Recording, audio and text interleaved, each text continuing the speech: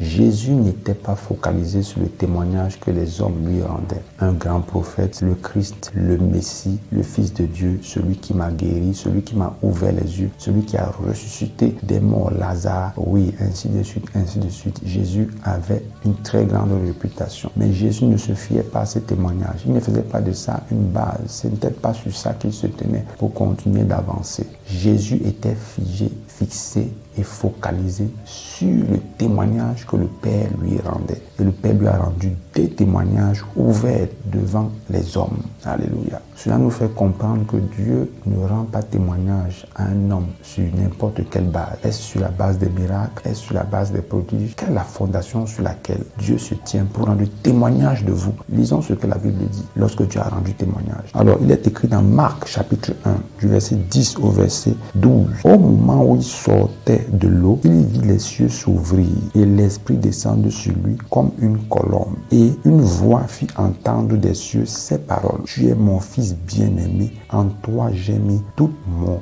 affection. Regardons très bien les termes, les mots que le Père utilise pour rendre témoignage à Jésus. Le Père, dans son témoignage, commence par dire « Tu est mon fils bien-aimé ». Dieu commence par parler de la relation, de l'intimité. Nous voyons donc clairement que les fondations sur lesquelles Dieu se tient pour rendre témoignage d'un de ses enfants, d'un de ses serviteurs, commencent par la filiation, donc la relation, l'intimité. Dieu n'a pas rendu témoignage sur la base du Saint-Esprit et de la puissance que Jésus venait de recevoir. Or, Jésus venait de recevoir le Saint-Esprit. Mais ce n'est pas la base à partir de laquelle Dieu rendit son témoignage au Fils. Dieu dit, tu es mon fils bien-aimé. Donc Dieu met en avant la relation, l'intimité. Beaucoup de chrétiens, beaucoup d'entre nous mettons en avant tout sauf la relation. Beaucoup sont engagés dans l'activisme, dans la quête de puissance, dans la quête de l'onction, dans la capacité de faire les miracles et les prodiges. Ils négligent l'intimité et la relation avec Dieu. Beaucoup sont engagés à faire amplifier leur ministère de chant, à faire amplifier leur ministère dans l'onction, dans le miracle. Ces choses ne sont pas mauvaises dans le fond. Mais cependant, si vous venez à négliger votre relation avec Dieu, votre intimité avec Dieu, vous êtes en train de passer à côté du témoignage que Dieu veut rendre à votre vie, veut vous rendre. Dieu ne rend pas témoignage à quelqu'un parce qu'il est dans les activités. Dieu rend témoignage à partir de notre relation avec lui que nous sommes en train de bâtir.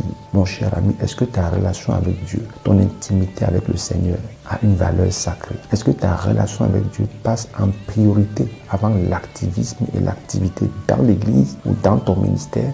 La dernière fois que tu as lu ta Bible, c'était quand? La dernière fois que tu t'es retiré pour prier, c'était quand? La dernière fois que tu as pu une retraite spirituelle pour écouter le Seigneur et savoir ce qu'il veut de toi, ce qu'il veut que tu accomplisses pour lui, était quand? La dernière fois où tu t'es décidé de t'enfermer avec Dieu, d'aller dans le lieu secret pour chercher la face du Seigneur, pour adorer le Seigneur, pour louer le Seigneur, pour exalter le nom de l'Éternel, pour rendre grâce à Dieu, était quand? Quelle est la priorité dans ta relation avec Dieu? Est-ce dans l'intimité? Est-ce dans la relation? Ou alors est-ce dans les activités du ministère?